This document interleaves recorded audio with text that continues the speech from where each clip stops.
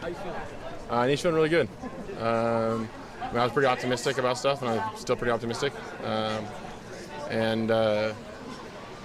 It's a new challenge. So I'm kind of, after 3 years of kind of camp being everything, being the same thing every year. In a weird way, it's kind of a good thing to have a new challenge to sort of embrace and take on. Last time we talked to you about it was March or April. You felt good at that point.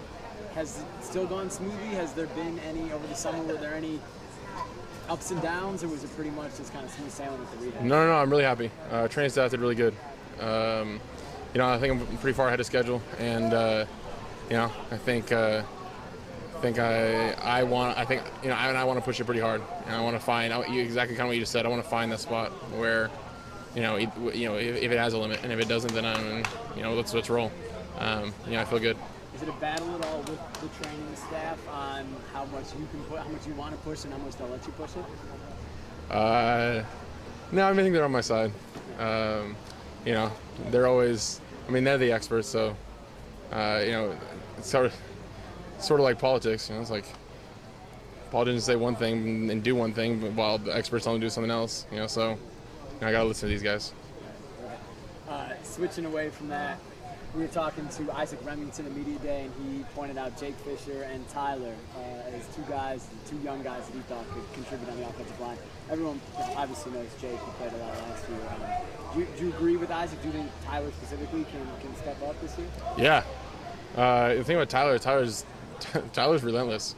He's got like really, really bad ADD, and I think it translates on the field. He can't find enough work, and I think we all could learn something from Tyler and how hard he plays out there. And if we all were as relentless as Tyler, we'd be pretty good. Any young guys, maybe aside from him, that are impressing you so far? Kyle Long showed up. Kyle is pretty physically impressive, and when he knows what he's doing, he goes pretty goon squad on people sometimes. So I think we're all pretty excited to get, and Kyle's pretty excited to get everything, understand what's going on, and everything, and all that kind of stuff. And I think we're all pretty excited to, he's done so well in the first couple of days, and he has no idea what he's doing. So if we can get a couple, week under his belt and have a general idea what he's doing, I think there's a pretty high ceiling. When we met Goon Squad, what's he doing out there? He's just a brute. It's like man strength for his boys sometimes. And it's like sometimes he picks somebody up and just throws them on their head, and everybody kind of looks at each other like, dang. I don't think, it's like sometimes people are just a little more genetically gifted than others. Is he fitting in all right? He's in a unique situation, at least as of now.